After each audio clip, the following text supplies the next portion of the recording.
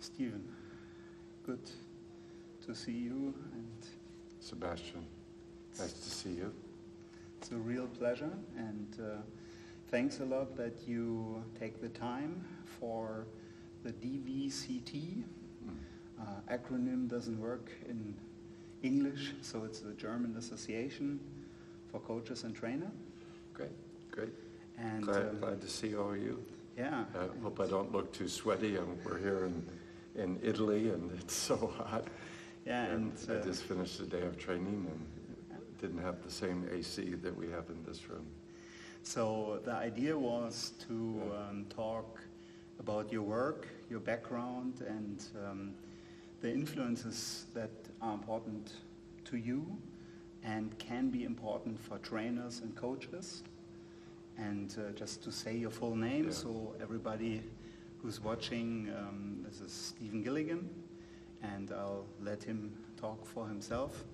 And I hope you all enjoy this. It'll be only English, but I think you can understand us pretty well. So here we go. Hope so. So background, you mean back into my childhood?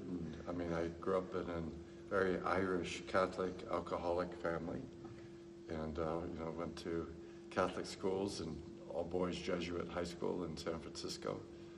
I think maybe that's relevant because I think from childhood I experienced a lot of trance-like things. Okay. From the Catholic altar boy to being in an alcoholic system. I then went to undergraduate University of California at Santa Cruz, and there I met Grinder and Bandler. Grinder was a professor of mine, and I was in the very first groups that Bandler and Grinder did. Gregory Bateson was part of that community. Gregory Bateson introduced Bandler and Grinder, and then the second time they went, they brought me to see Milton Erickson. Oh, okay. So I met Erickson when I was 19, Okay. and that radically changed my life. I've been blessed to have a lot of really positive influences. Bandler Grinder, really inspirational, but Erickson just opened up this whole world to me. Okay. When I then went, after 4.5 years at Santa Cruz, I went over the hill to do my graduate work in psychology at Stanford. And I sort of broke away from the NLP Bandler Grinder at that time, really tuned into Erickson, did my doctoral work in cognitive psychology, and I've been teaching and developing this work since that time. Oh, okay. So you mentioned like different trance-inducing contexts and different types of trance. From the training I got with you or from you, I learned basically there I got a good understanding or working knowledge of what trance can do and how not you induce a trance, but you invite, you guide, and this Tap whole into the trance natural reference structures that are in a person's experience. Yeah. And I think what could be interesting to talk about today is what kind of understanding of trance should a coach or a trainer have? Yeah.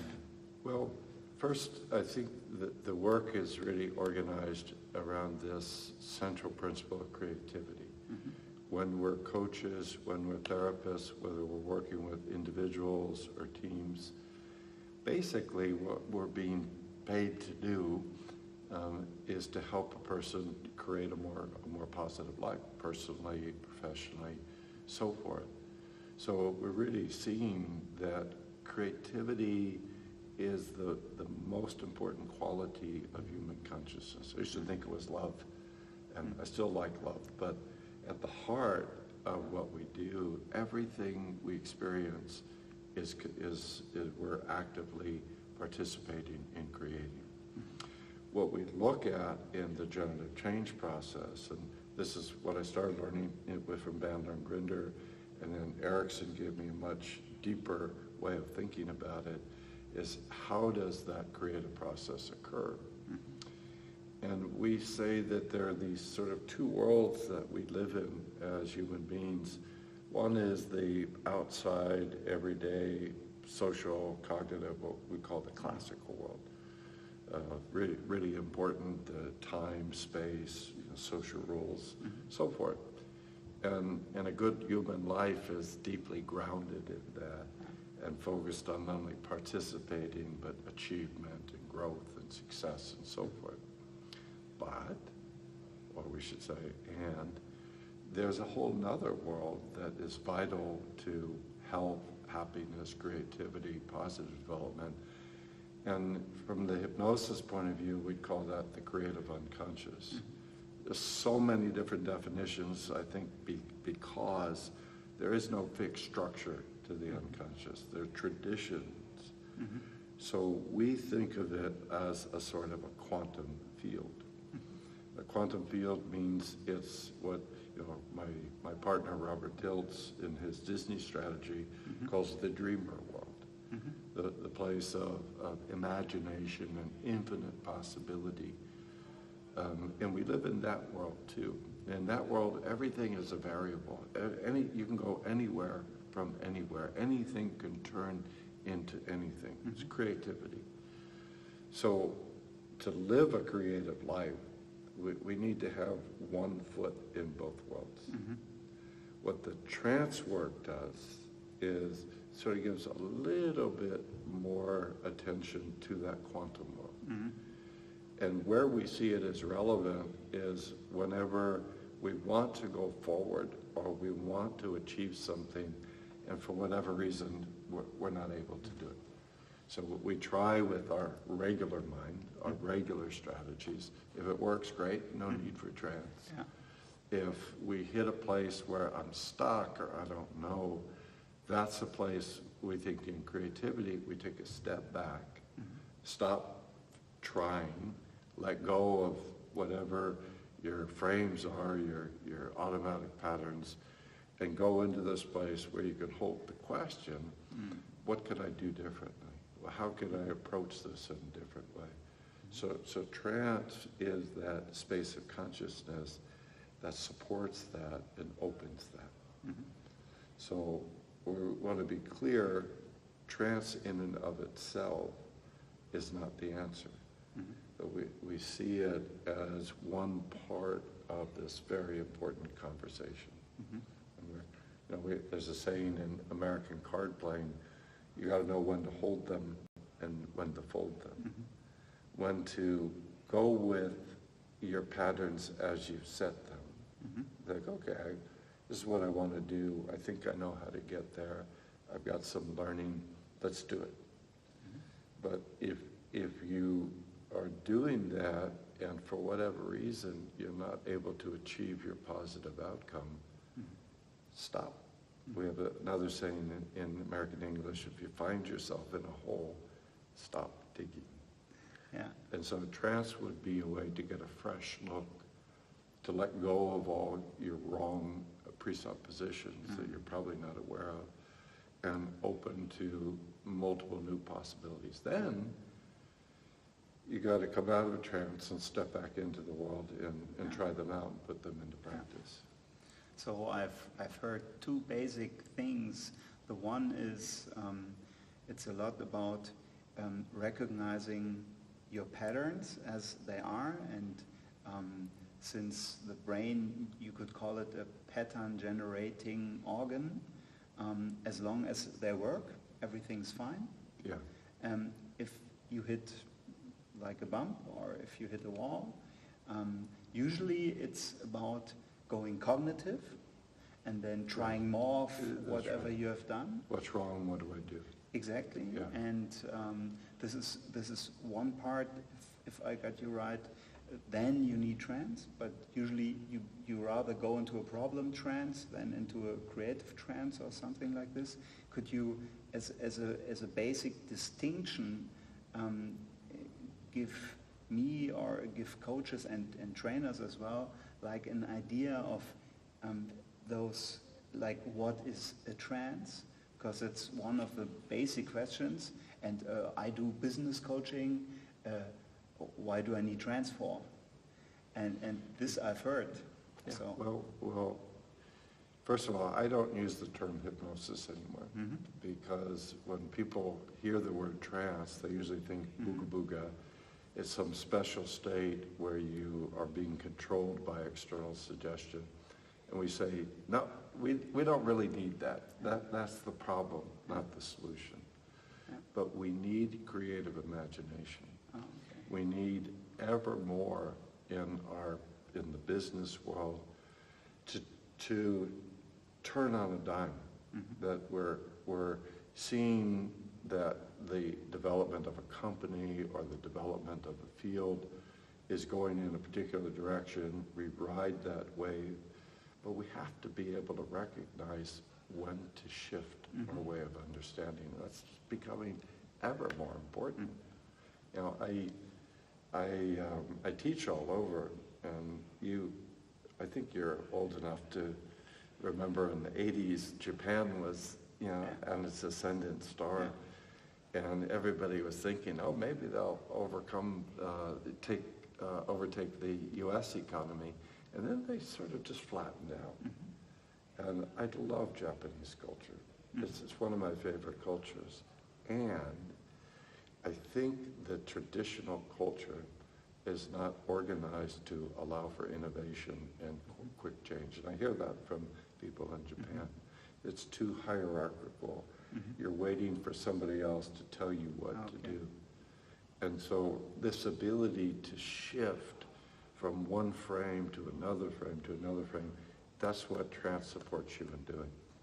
So we're trying to think of, and my teacher, Milton Erickson, was sort of like the revolutionary figure in hypnosis in the 20th century. He had this very different view that it wasn't something artificial. It was something natural to human consciousness. And it was a way to support your creativity. So if we think of it, again, like my partner Robert Dilts talks about in his Disney strategy, that Disney had like three different waltz. They said there was the dreamer, the realist, and the critic. The conscious mind, the traditional conscious mind, is a realist. How does this actually work in the external reality? And it's a critic. And it can be a very positive critic. How do we improve this? How do we make this better? But that dreamer is absolutely integral to positive development, and that's what trance supports. So whenever I hear business coaches, or coaches in general, they like to understand things, and what I could see whenever you were talking about the realist or the critic, it pretty much comes from up here. Yeah, and if you insist on that as your only way of working, you will not be able to go forward at the top level in business. Okay, so every kind of innovation, every kind of, even in a coaching or like some kind of therapy process, it all comes from some place which is more creative, new. It's one of the integral, essential dimensions of creative development. Oh, okay. And it's not a substitute for reality-based thinking, for this linear-based, very careful thinking. It's a supplement to it. It's sort of like the two brains, if you will. And we're saying it would be really limiting to have a singular focus on one side or the other side. So we're really saying we're trying to find this integrated path. So I think what people have is this deep misunderstanding of hypnosis or trance, and understandably, because that's what you see, that's what you read, that's most professional people. That's their understanding. So that's why I don't use the term hypnosis. And if I'm working with certain clients who, have that sense of, I don't like the word hypnosis, you don't have to use the term hypnosis. It's one term to describe the creative process that gives you the freedom and the fluidity and the sense of possibility. And I guarantee you that if you look at the people at the highest levels of success, they don't just think linearly. I remember, the story about Walt Disney after his first great success, I think it was Fantasia. The reporters were gathered around and they said, well, what's next? And he said, I don't know, which is a really great term for creative opening. He said, all I know is it's big and it's sparkly. Okay.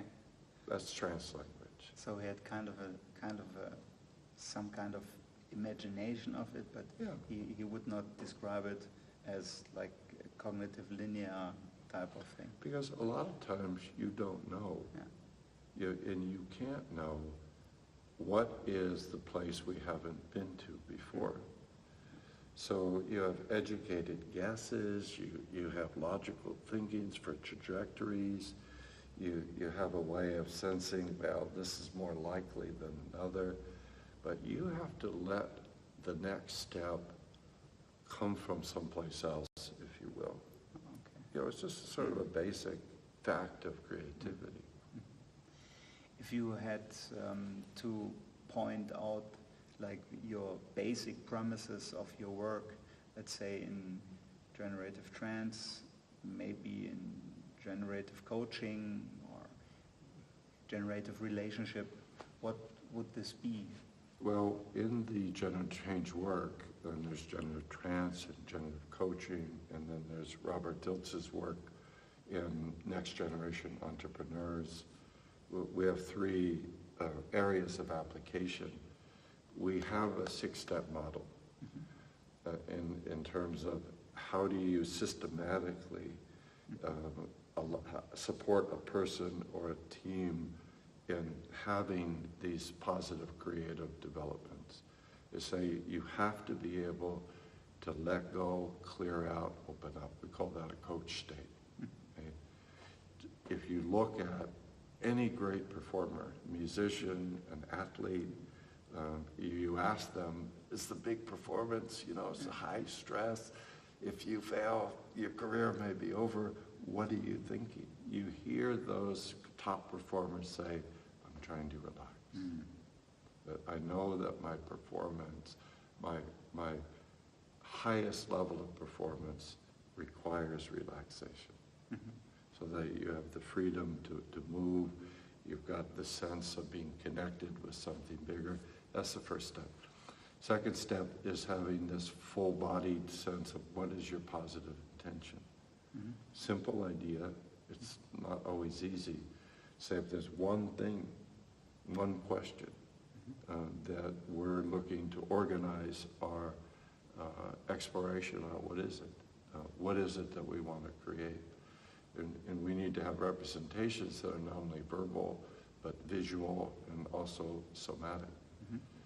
We then really focus on, once you get a sense of what you really want to create, what your positive intention, what your goal is, you're only as good as your performance state. So if I say, well, I really want to increase my sales, by 100%, but if I'm holding it in this way, what do you think my chances that I'm going to do it for me, or I'm going to be able to motivate my team, or I'm going to be able to communicate my vision to others? I have to be in a high-level performance state. So in the generative work, we're really looking at from a somatic, from a verbal, from a visual, how do you put yourself in this high-performance state?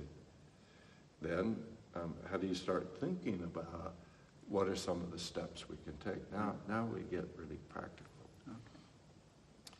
One of the central parts of the work that we got from Milton Erickson is what do you do with the inevitable obstacles that are going to whack you in the face? And we always say, the bigger the vision, the bigger the obstacles. You know, the bigger your dream, the more you want to accomplish in your life, the greater the obstacles that are going to come your way. And a lot of people say, oh, I don't want to do it, it's too much, or I couldn't handle the pressure. We're saying, okay, let's do it.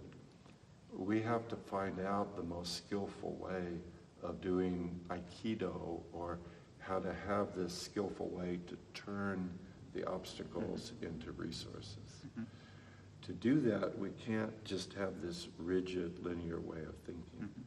We have to be thinking, how can I make use of that in many different ways?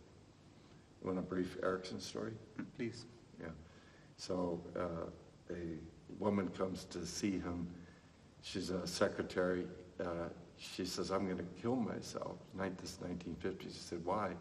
She shows she has a big gap in her teeth. And she says, isn't it obvious? And her meaning is, this means she's so ugly that no man will ever desire her, which means she'll never get married, which means her life is meaningless, which means she has to kill herself. Erickson thinks about it. He said, before you kill yourself, I wonder if you'd make a few commitments. She said, fine. He said, I want you to go home, and I want you every night when you go home, I want you to practice filling your mouth with water and learning to squirt water through your teeth. Okay. And become a sharpshooter so you can hit a target. She thought this is a frivolous task. He said, you made a commitment. She becomes good at that. And then Erickson finds out there's a young man at work, single. And maybe he's interested because every time they go to the drinking, she goes to the drinking fountain, he shows up. But she knows he couldn't possibly be interested in the woman with the gap. But Erickson says, I want you to notice when that young man goes to get a drink of water, I want you to run up in front of him, fill your mouth with water, hide behind the wall. When he leans down, you jump out and zap him, and then run away. And she thinks this is ridiculous. He says, you made a commitment. She goes back and does it. He chases after her, asks her out for a date, and they get married shortly thereafter. Okay. Classic Erickson story. The point is this gap in the teeth was, in her mind, only a problem. Is the only way she could think about it is as a problem. We all do that. We hit a difficulty in our business, and a seemingly terrible thing happens. So we think, oh, this is going to ruin me, or I'll never be able to recover. And we go into such a stress state that the only way we can relate to it is as a problem. And guess what that does? It creates more problems.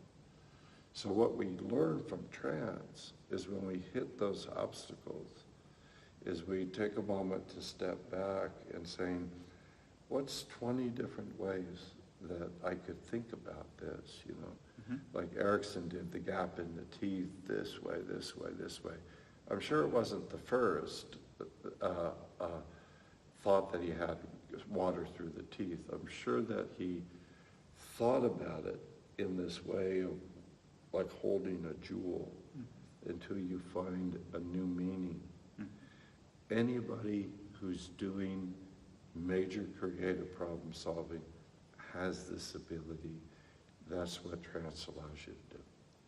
So it's not only the phenomena or the fact that there is a gap between her teeth, or that there is something which has happened, which you could describe as a problem, but with the description, you pretty much delete a couple of the resources, and the possibility to hold a kind of phenomena and look at it from different angles opens up all those possibilities. Yeah, we say, and you know, it's not from hypnosis, from a lot of different approaches, there's no fixed meaning to anything. That we give it meaning. That's our contribution to it. But everything has multiple possible meanings. So if we want to create success, if we want to have positive development individually with the groups we work with, we have to have this flexibility to find the optimal meaning that will give us, the best effect. That's the type of fluid imagination that every competent creative person has to have as part of their thinking. So like a basic idea for trainers and coaches could sound like, whatever you do it from a good state.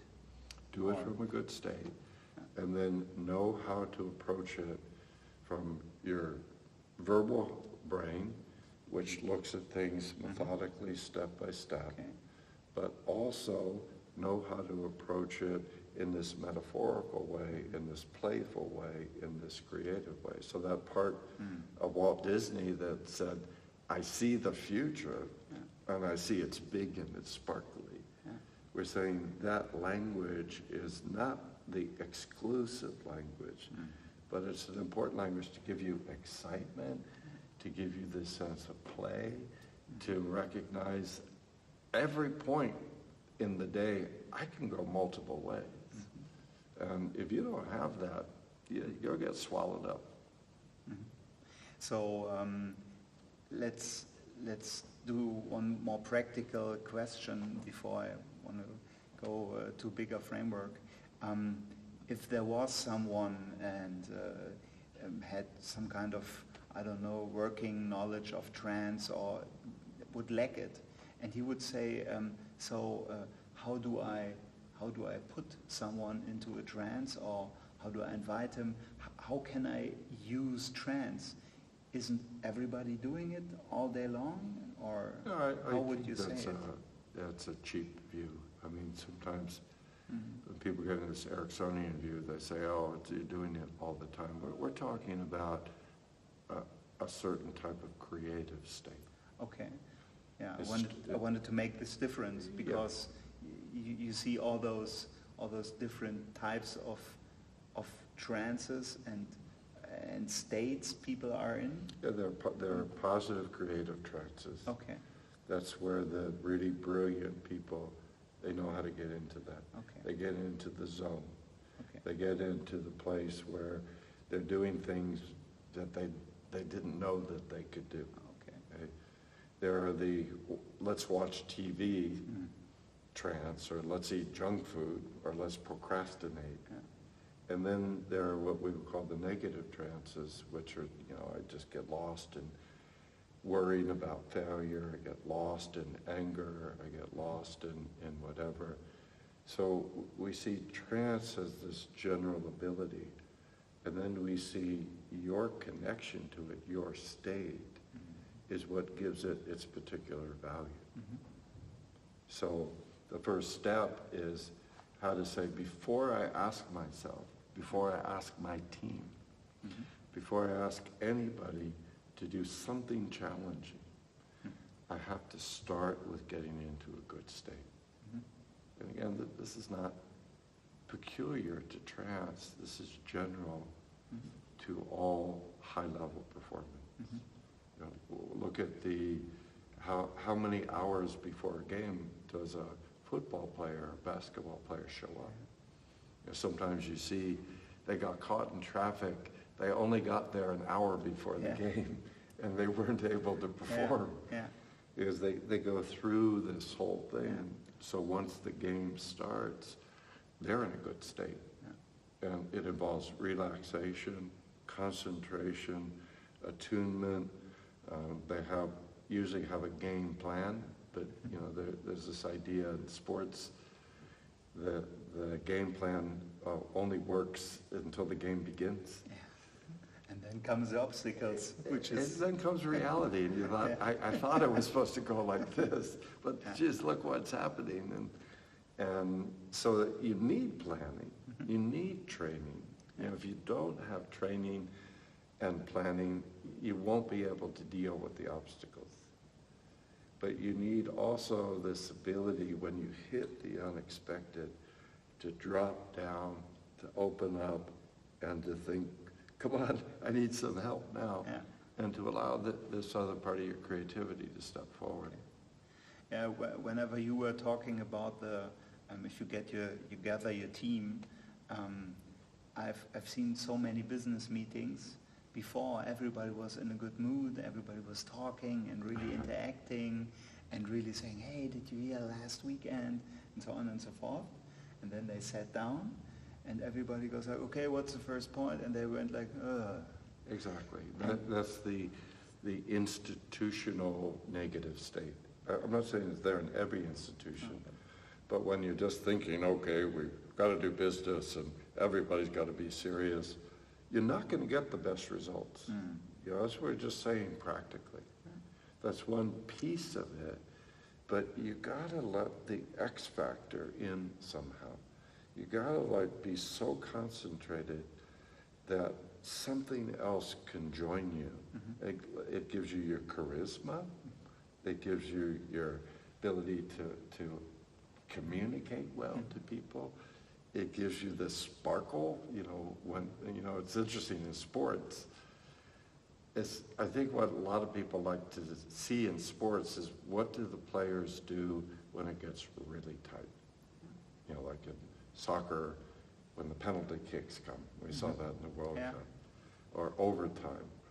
And most of the players, even they're really good players, they tighten up. And the great ones, like a Michael Jordan, you see them rise. That's a connection to the creative unconscious. It's not like, oh, I just get taken over. I'm connected to my rational mind, and I'm connected to some deeper creative presence. So once you just try to force it, it won't flow. But if you have a good state, if the connection is good, then you can perform well. Yeah, it's interesting. I've worked with a lot of business executives, and it's interesting. One of the favorite games is golf. Ah, okay. And you think, well, what is it about golf that draws executives? And I think executives often are these type A, and if you have that approach to golf, the ball goes about this far. Or just go somewhere in the woods or in the water. And you were a baseball player. It's really interesting, these guys that hit the ball out of the park, they say, wow, what were you thinking? They say, I was just trying to make contact. Yeah. And then you so that's what we mean about this more integrated state where you're playing with a full deck. Yeah. Okay, full deck meaning your whole potential, meaning like everything you as a human being have to offer a group or your client or someone you uniquely and just what is universally there in each person. We say creativity has always got opposites. You have to relax and you have to have intense concentration. You have to really have this commitment. I mean, if you look at creativity studies, one of my professors at Santa Cruz, Frank Barron, found that looking at creative geniuses over 100 years, that there were three characteristics. One was they had a willingness and an ability to be in a not knowing state for a long time. Not knowing meaning? I don't know, but I'm curious. Okay. It's not like, oh, I don't know. But I don't know. I mean, I was watching a documentary on Tesla and about how he sat in this question of electricity for like 10 years. And he knew it was there, but he didn't know what it was until this full image finally came. That's very typical. So to be in this sense of sitting in the question. And if we really are going to be innovators, we have to be able to be in the question without saying, I have to do something. Because that's just compulsive, busy doing it. Barron found that once really creative people tuned into an answer they were unshakable. You could burn them at the stake, you know, but they would have a feeling, I'm going to stay with this. I feel it in my gut. I feel it in my body. And thirdly, that really creative people loved humor and paradoxes and jokes. They liked multiple meanings because it's really a recipe for creativity. You know, say a sense of humor is an essential part of a first-rate intellect. You know, if you're just unidimensional, you can't play with all the different possibilities. Okay, so talking about like how to learn it. I mean, I think it's within everyone. And once I asked how to learn it, I was asking myself, well, how to unlearn different things which kind of limit or inhibit something like this. I mean, you have a program, a 16-day program, and do I learn there anything, or do I rather unlearn things? Well, we're always doing both, right? I mean, you know, what we get, for example, in particularly we're teaching here with mostly a German group, and sometimes joke about the German pedagogical system. I said, did you guys get beaten as kids at school? It's old, that's all I can say. So what is a learning state? And for people, it's like this, it's like, are you kidding me? You know, I mean, most of us learned that a learning state means that you're rigid and focused and you're trying to find what's the right answer. You cannot be creative. You have to know the disciplines. You have to be thoroughly trained. You have to be up to date. But you have to be in this state of I'm centered, I'm open, I have this awareness, I'm positively connected to my vision, to my core here, and to the resources I can draw upon. And then whatever happens, I am what we call hospitable. I just named what we call the acronym of coach. And this is what we're learning as the first step. How to use this intelligence. And say, well, how do you do that? Well, let me ask you, when you need to really connect with yourself, this is a basic, question. Somebody says, well, how do I get into this creative state? I said, well, when you're stressed out, when you're like overwhelmed, when you feel, I gotta reconnect, what works for you? And people say, oh, somebody was saying today, I ride my bike around the lake in the village I live in. Somebody else was saying, I cook. Somebody was saying, I play with my dog. These aren't, unusual, exotic things. They're the sort of things that everybody has to have some way of doing. If you don't have some way of doing this in a positive way, you're probably going to develop addictions. You'll use alcohol, cigarettes, you'll be surfing on the computer. I was working with somebody the other day who was into pornography. Those are ways to try to get into this relaxed state. So we're looking at, so you was talking with this woman, so you go ride your bike around the lake. Let's just slow that down. And I want you to tune into that and breathe with that, and then sense when you do that on a good day, what starts to shift in your state. And just take a few moments and feel that shift that you learned at the lake, and feel it in your state now. So we do that as a way to learn, okay, I get in a good state, open, I've got a clear mind, I'm relaxed. Then we set, what's your goal? What's your intention? What is it that you want to create? But what we're teaching somebody, or if we're coaching somebody, we say, my job is to get you in your best possible performance state and help you stay there. So I'm going to say, what's your vision, what's your goal? And you're like this.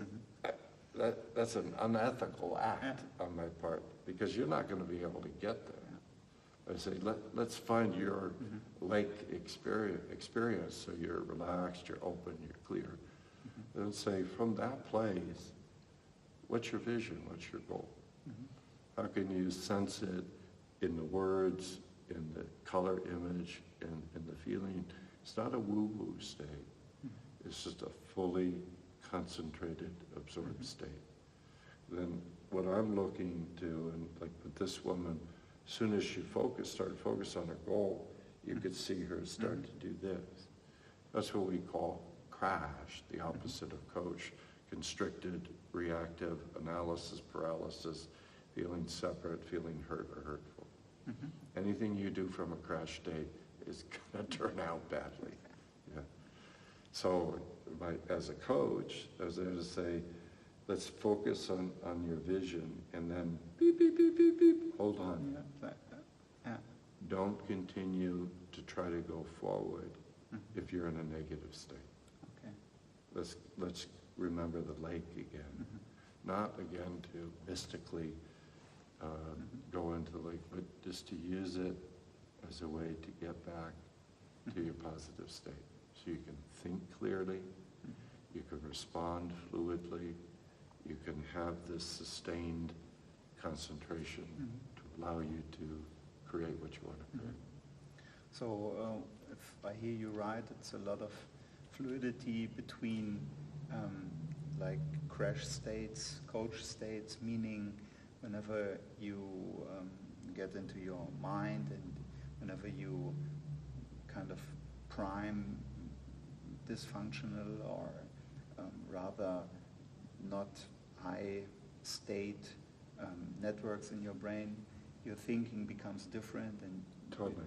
One could say you become a different person. Totally. And once you're in a good state, I mean, whatever goes on in the world will still be the same. Yeah. But from a systemic way, you would probably say you relate differently. Totally. And you think differently. It's a different reality for you. And people say, oh, I learned this coach state, I'm going to stay in it forever. I say, good luck.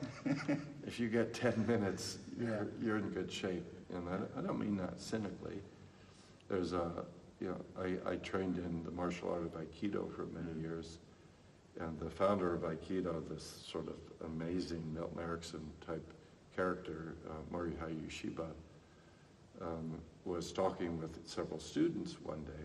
The student said, oh, sensei, you never lose your center. You're always in, high performance state. And he said, nonsense. He said, I lose my center as much as the next person. I just come back faster. So it's not about always staying in the middle. You cannot. You're always losing your balance. Yeah. And we say, in the training, you've got about a 5-second window. If you detect it within 5 seconds, and then without blaming yourself, without going to the bar for 3 days, without blaming it on others, you say, whoops, I've lost my state, come back. It's usually easy to restore it. Okay. But you're going to lose it and find it. And so what you're just trying to do is stay in what's happening in each moment. And most people, almost everything they do is a sort of a failure. We think the high performers, they're just always positive. They're not. They're able to recover you're teaching now resilience. I think I was saying today in my training, I think it's one of the most interesting, important topics of today to talk about. Everybody gets knocked down. Everybody. The bigger the life you want, the more you're going to be knocked down. The bigger crashes. You can't, you're not trying to avoid that. you're training yourself to be resilient. Mm-hmm. Resilient means that you're able to recover your best state. Mm-hmm. You're able to recover this positive state. And that's what we mean by generative trance. Mm-hmm. So, but then whatever you teach in the training is not some kind of mystical woo, but as to quote your very sophisticated, high-end explanation, I like mystical woo, really. It's an option. Yeah, okay. It's an option. So this is in as well. Yeah. That's good. The thing about trance is you can go pretty much anywhere. Yeah, but what I hear right now is a really based down systemic approach where you rather look at the state and look to establish the state within you and to help either your group or the person you're working with to maintain or to find the way back from the crash and say like, okay, wait a second, and slow down, relax, breathe, connect, and then, okay, let's do it again. Yeah. Which I find pretty different from what's going on in the company structures. Yeah. I think, I mean, there's what we call what I sometimes call the Tony Robbins syndrome. Mm-hmm. And that means the best way forward is to just force yourself to think positive. And so you're just trying to outrun your shadow all the time. One of the most important contributions of Milton Erickson is that in your shadow is exactly the resource that you need to improve and go forward. Yeah. So you're thinking when you have those crashes. So for example, I was telling the story today about the musician Neil Young. Mm-hmm. Who's Bill Nolan, Crosby, Stills, Nash & Young. He's in his 70s now. He's from Canada. He realized his call as a teenager. He wanted to bring his music in a big way. And he realized to do that, I've got to go move down to the States where the action is. He plays sort of a country rock. So he didn't know whether to go to Nashville, which is where the country music is, or California, where rock and roll. Went to Nashville, quickly found that's not my tribe. Moved to California, where he's been ever since. He was invited to Nashville about 5 years ago to do a concert. There's Jonathan Demme, an American filmmaker, found out, said, I'd like to make a documentary. They do the documentary, and about halfway through, they're in the Grand Ole Opry doing rehearsals. And Jonathan Demme, the director, comes up and says, Neil, I'd like to talk to you about camera placement. Neil Young said, great, what do you have in mind? He said, I thought we'd do 10 stationary cameras and 4 moving cameras. And when he says moving cameras, Neil Young, who'd been really just present in a good coach state, nice guy, just totally there. You see this sort of worried look, I was like this little kid, and like, cameras. And he pauses for a moment, just for a moment, and then he opens his eyes and he smiles. He said, sorry. He said, I've been playing in front of cameras all my professional life, 50 years. I'm totally comfortable. He said, but the guy who writes the songs and sings them, he's really shy. And when he heard moving cameras, eek! So it's just cute. Jonathan Demme said, okay, how about we do just one moving camera on the lip of the stage in the middle of the show where you're doing solo acoustic.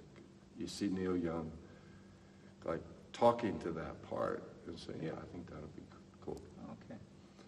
Next scene, they're at the concert, the big number, the whole band, thunderous applause, the band leaves, Neil's sitting there. He starts playing acoustic. You see on the lip of the stage the moving camera.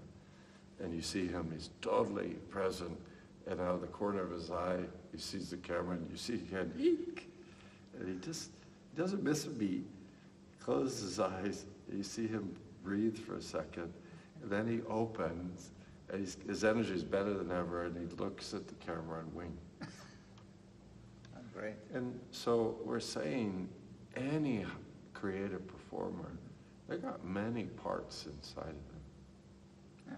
So if you want to coach a person to sustainable high performance, there's your Tony Robbins part.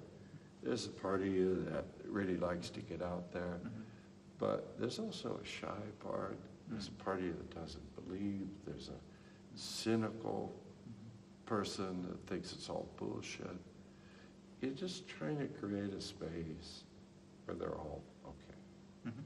And that your creative self is the band, is the team, that are all operating in coordination. And that's what trance, because what the conscious mind gives you is a one-dimensional, one-sided approach. It focuses in on one part of the system.